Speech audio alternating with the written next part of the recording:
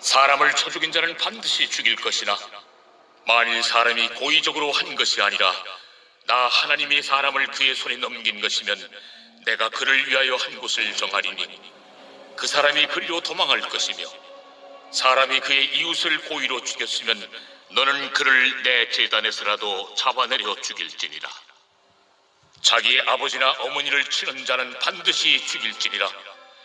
사람을 납치한 자가 그 사람을 팔았든지 자기 수하에 두었든지 그를 반드시 죽일지니라. 자기의 아버지나 어머니를 저주하는 자는 반드시 죽일지니라. 사람이 서로 싸우다가 하나가 돌이나 주먹으로 그의 상대방을 쳤으나 그가 죽지 않고 자리에 누웠다가 지팡이를 짚고 일어나 걸으면 그를 친 자가 형벌을 면하되 그간의 손해를 배상하고 그가 완치되게 할 것이니라. 사람이 매로 그 남종이나 여종을 쳐서 당장에 죽으면 반드시 형벌을 받으려니와 그가 하루나 이틀을 연명하면 형벌을 면하리니 그는 상전의 재산임이라. 사람이 서로 싸우다가 임신한 여인을 쳐서 낙태하게 하였으나 다른 해가 없으면 그 남편의 청구대로 반드시 벌금을 내되 재판장의 판결을 따라 낼 것이니라. 그러나 다른 해가 있으면 갚되 생명은 생명으로 눈은 눈으로 이는 이로 손은 손으로 발은 발로 된 것은 된 것으로 상하게 한 것은 상함으로 때린 것은 때림으로 갚을지니라. 사람이 그 남종의 한 눈이나 여종의 한 눈을 쳐서 상하게 하면 그 눈에 대한 보상으로 그를 놓아줄 것이며 그 남종의 이나 여종의 이를 쳐서 빠뜨리면 그 이에 대한 보상으로 그를 놓아줄지니라. 소가 남자나 여자를 받아서 죽이면 그 소는 반드시 돌로 쳐서 죽일 것이요 그 고기는 먹지 말 것이며 임자는 형벌을 면하려니와 소가 본래 받는 버릇이 있고 그 임자는 그로 말미암아 경고를 받았으되 단속하지 아니하여 남녀를 막론하고 받아 죽이면 그 소는 돌로 쳐 죽일 것이고 임자도 죽일 것이며 만일 그에게 속죄금을 부과하면 무릇 그 명령한 것을 생명의 대가로 낼 것이요 아들을 받든지 딸을 받든지 이 법규대로 그 임자에게 행할 것이며 소가 만일 남종이나 여종을 받으면 소임자가 은 30세겔을 그의 상전에게 줄 것이요 소는 돌로 쳐서 죽일지니라. 사람이 구덩이를 열어두거나 구덩이를 파고 덮지 아니하므로 소나 나귀가 거기에 빠지면 그 구덩이 주인이 잘 보상하여 짐승의 임자에게 돈을 줄 것이요 죽은 것은 그가 차지할 것이니라.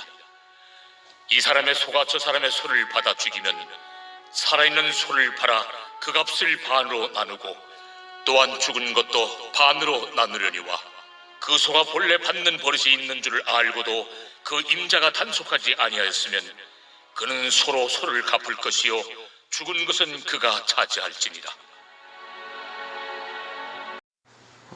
오늘 본문은 하나님께서 이스라엘 백성들에게 주신 율법이 이스라엘 백성들의 실제 생활에서 어떻게 이루어지고 또 율법이 이스라엘 백성들의 실제 생활과 얼마나 이렇게 밀접하게 연관되어 있는지를 잘 보여주는 그런 말씀이 되겠습니다.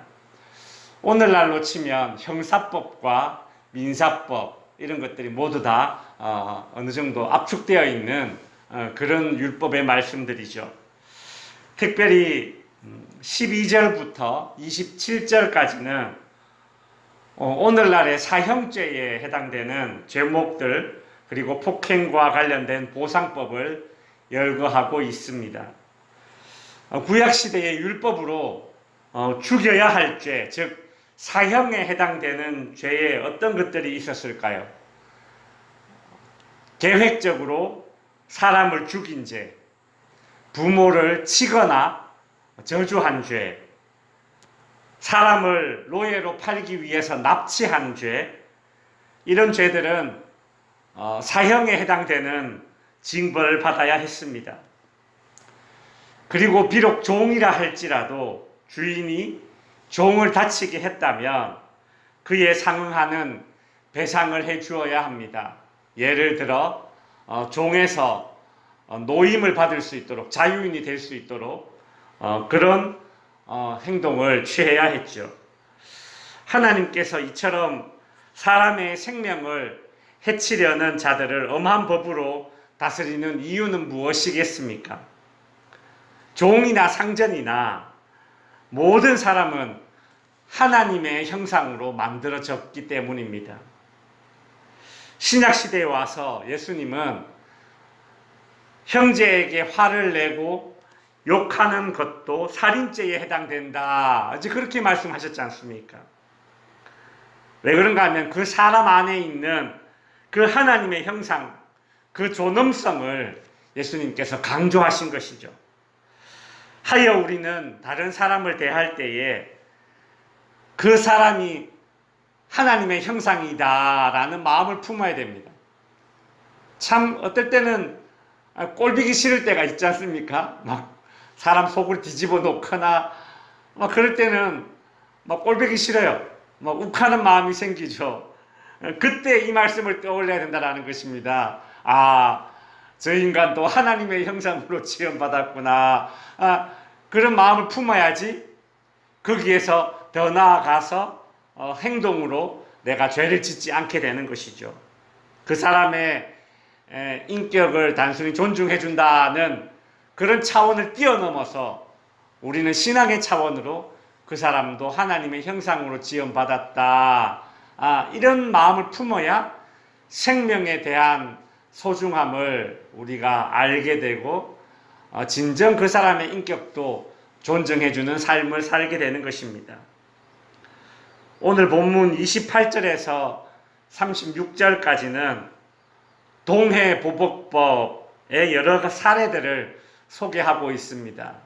우리가 지난 수요 예배 시간에 동해보복법, 즉 눈에는 눈, 이에는 이, 우리가 이 유명한 말을 알고 있지 않습니까? 성경 구절, 그것이 바로 동해보복법이라는 것입니다. 어떤 사람에게 피해를 입었으면 피해를 입은 만큼만 보상을 받거나 보복을 하는 법입니다. 이 법은 복수를 정당화하는 그런 법이 아니죠. 또 보복을 장려하기 위한 법도 아닙니다. 하나님께서 왜 눈에는 눈, 이에는 이 율법을 주셨습니까?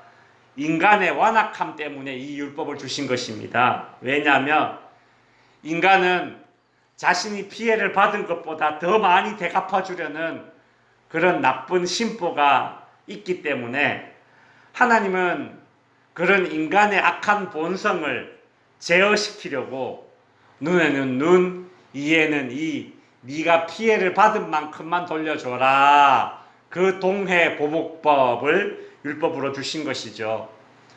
말씀을 정리하겠습니다. 하나님의 율법은 철저하게 약자를 배려하도록 하시려는 하나님의 마음이 담겨져 있습니다. 하나님은 이스라엘 백성들에게 오늘 본문에 나오는 자세한 그런 율법 조항들을 통해서 서로를 배려하는 사회가 되도록 하셨습니다. 오늘날 그리스도인들에게는 구약에 나오는 이 율법을 문자적으로 지킬 의무는 없습니다.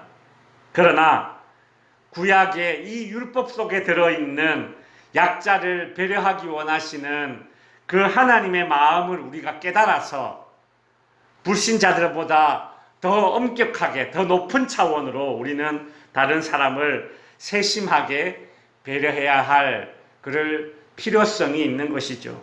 성도 여러분, 우리 성도는 돈을 버는 방식, 재산을 형성하는 과정에 있어서도 다른 사람에게 피해를 주면서 돈을 벌거나 재산을 형성해서는 안 되는 것입니다.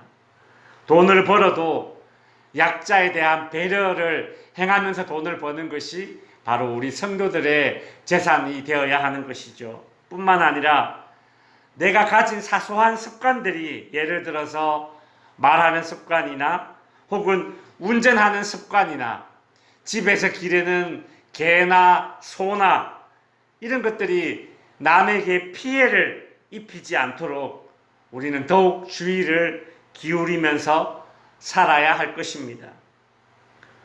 아무쪼록 구약의 율법의 정신, 즉 하나님의 마음을 품고 살아가는 저와 여러분이 될 수 있기를 주님의 이름으로 축원드립니다.